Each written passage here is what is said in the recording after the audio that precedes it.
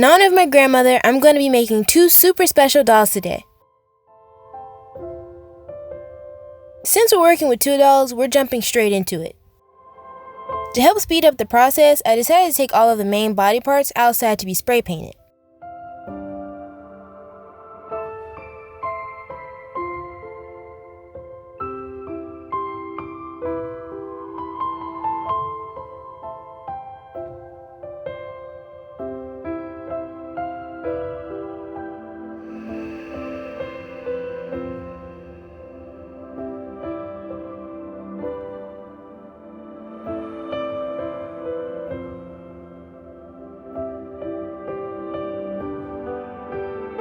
Once that's done, I take the designs I made in Procreate over to my mom's Cricut to make stencils for all the blue markings.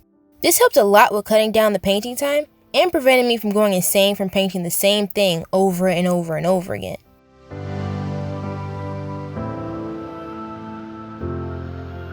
Even with the help of the stencils, there still were some imperfections, sometimes worse than others, so I still had to go back through everything to do touch-ups. But again, it was a lot better than painting everything completely by hand.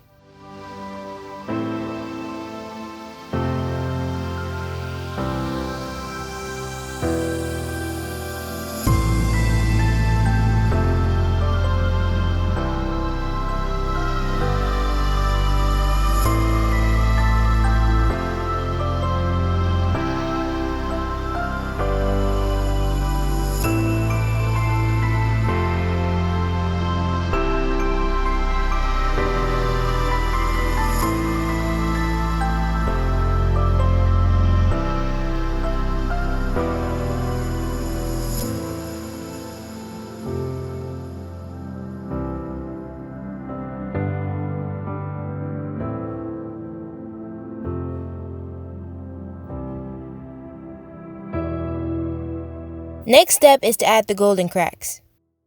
To do this, I grab a tiny paintbrush and paint on the cracks with clear gel top coat. I am a little heavy-handed, so the cracks here are a little thicker than I originally planned, but they still ended up looking great.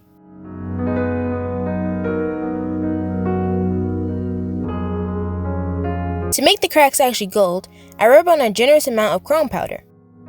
I repeat the method for almost all of the pieces.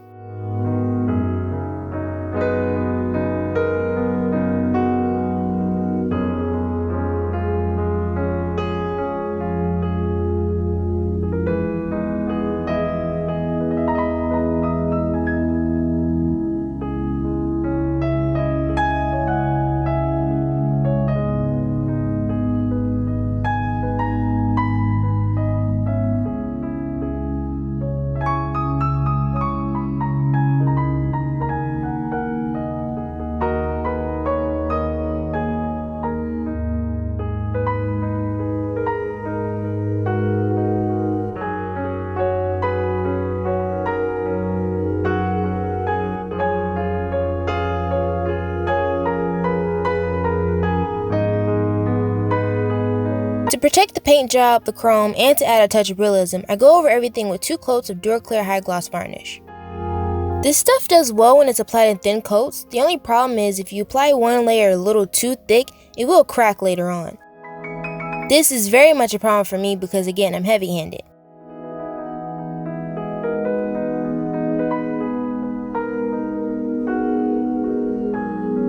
These 2 were obviously not going to have normal faces, so I took my BJD head file and added some elephant features.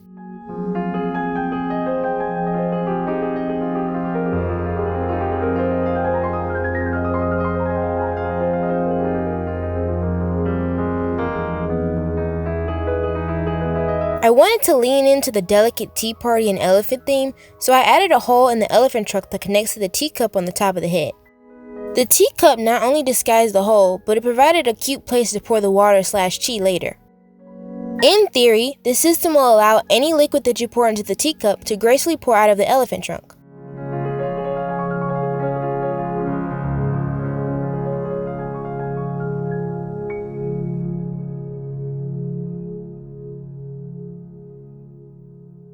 I go ahead and print the 2 heads out and start cleaning up the support material.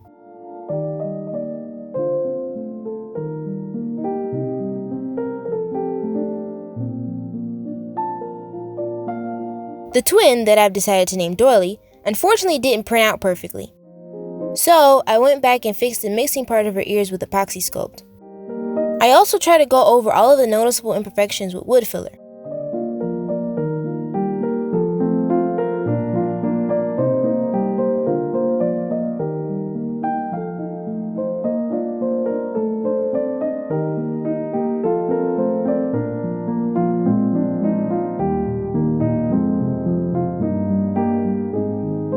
Because I had already painted most of the body at this point, I decided to just hand paint the heads. Plus, it was too hot out.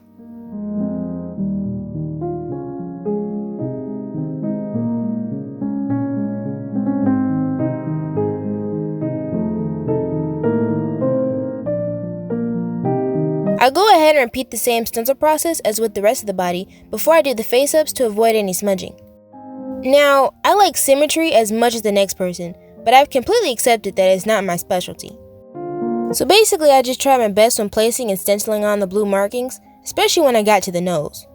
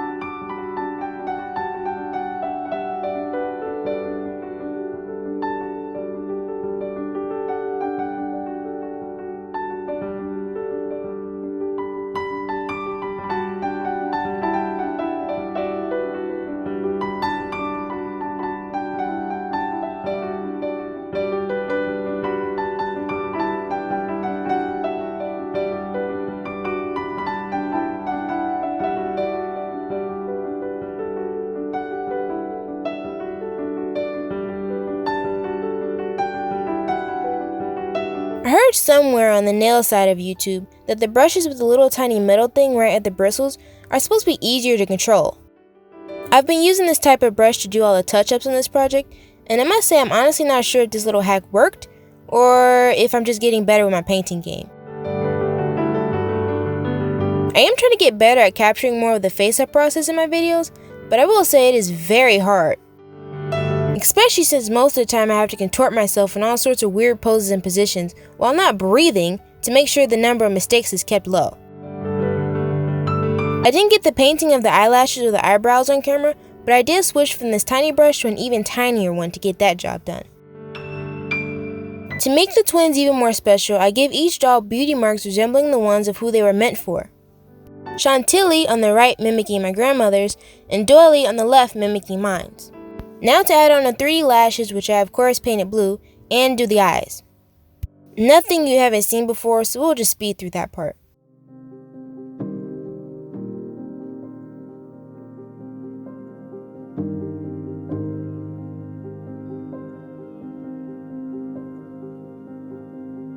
Now it's finally time to put the bodies together. I decided I'm going to start adding felt on the shoulder and hip joints to help protect the paint jobs and keep the joints nice and stiff.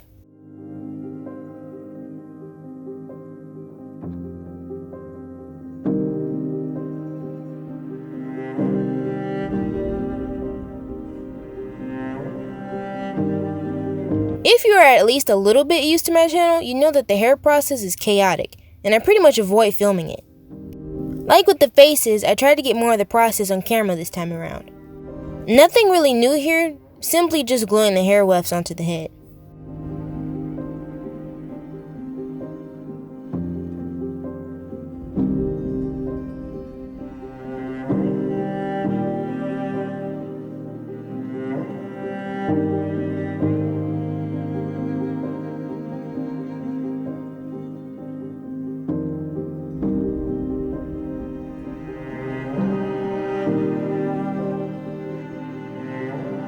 The clothes are super simple this time, but for a good reason. One, because I didn't want to distract too much from all that work I put into the bodies, and two, I can totally see myself just having fun one day and making new outfits for these two. Let me know down in the comments if you would be interested in seeing what new styles I put on these two in the future.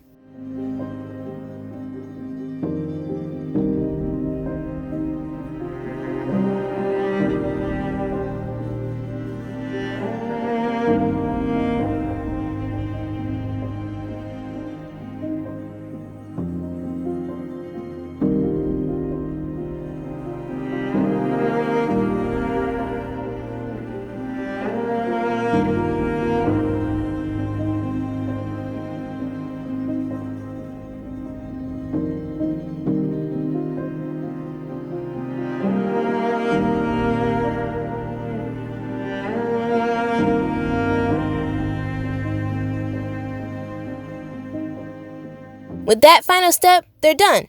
Well, at least for now.